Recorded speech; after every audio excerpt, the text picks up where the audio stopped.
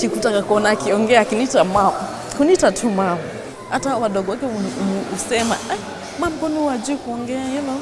Saumu Wamboi is a mother of 3 girls. Even though she gave birth to her children the normal way, she noticed that her firstborn daughter was different. Mahali nilikuwa naishi, nilikuwa na mama ambaye alikuwa na mtoto wako na autism, but sasa wakati ule sikujua autism ndio nini. Mama kaniambia, mama Tanisha, sasa kukushtua lakini naweza penda upeleke mtoto wako uangaliwe. Nikamwambia kwa nini?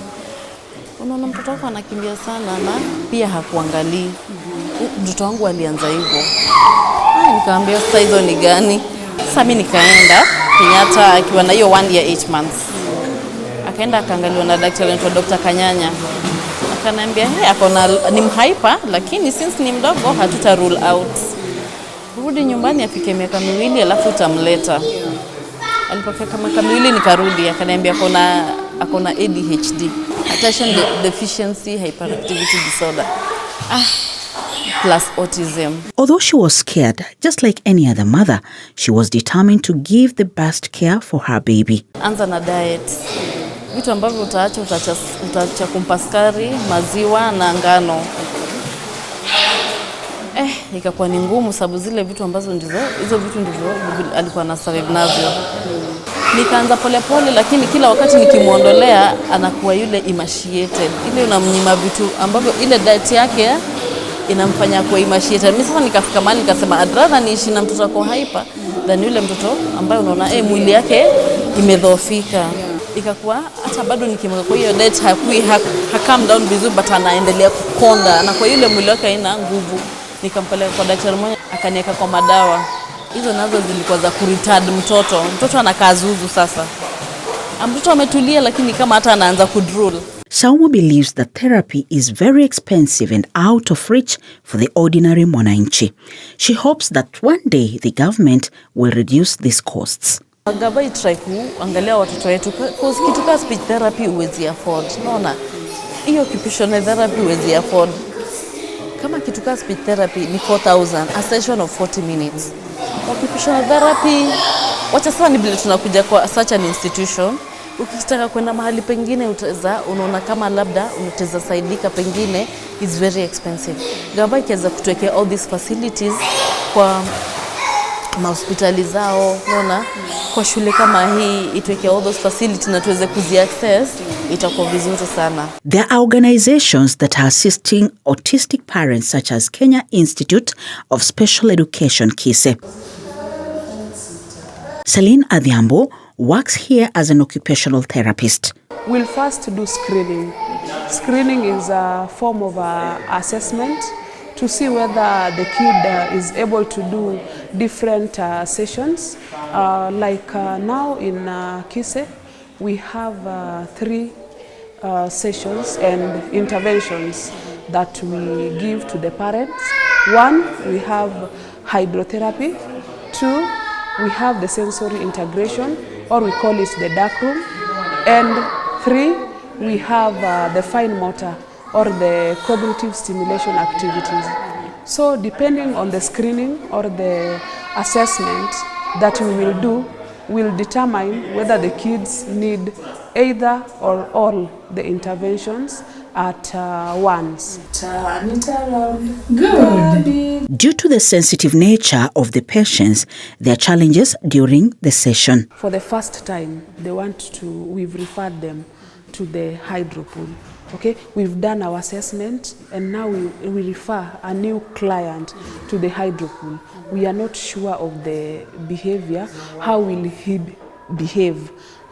Now this is the first time he's there for the hydrotherapy. How will she or he behave at the water? So that is always the first challenge as now therapists. So for therapists, what we do, we have to gauge the kid. We see how is his behavior, just a bit of that trial, we see how will his behavior be. Then now we start the therapy because we don't know if the kid maybe can harm a therapist. We don't know how will he or she react in water. Gisora Vincent is a physiotherapist and head of rehabilitation in Kenya Institute of Special Education, KISE. He says most of the affected are children. Tuweza sema ni ugonjwa ambao unapata watoto sana sana kutoka watoto na unajulikana sana sana kutoka miezi tuseme 12 hadi 18 ndio unaweza kuona hizo symptoms zajitokeza. So ukianza kuona mtoto ambaye ajiweki pamoja na wenzake, ama ukitaka kumwangalia kuangalii, na pia wako na mazoea ya kurudia vitu or what we call echolalia, pia mazoea ya kugonga vitu ama kujigonga, and tuweza sema autism kwa ufupi ni it's a neurodevelopmental condition. Norman Kiogora is the director of KISE. He urges parents to take children for assessment in order to identify issues like autism as early as possible. To a child who is autistic or another disability, assessment is very key. Why assessment? So that we are able to identify the depth and the nature of disability. For example, there are those who are mild autistic, and there are those also who are hyper. So unless you do assessment, you cannot know where to intervene, and also the placement of the child in school. So that's why we need to do assessment, so that we're able to do both physical and invisible. According to the Autism Society of Kenya, autism rose from 2% in 2020 to 4% in 2021. This means that for every 25 children, 2 are autistic. Watu hawamuelewi. Inajiuliza leo nikitoka hii dunia nani ataweza kumpenda bila nampenda? Good news, however, is that the situation for the children with autism and their parents is slowly changing thanks to increasing awareness about the disorder, complemented by the efforts of the affected families. Mercy Tyra Murengo, K24.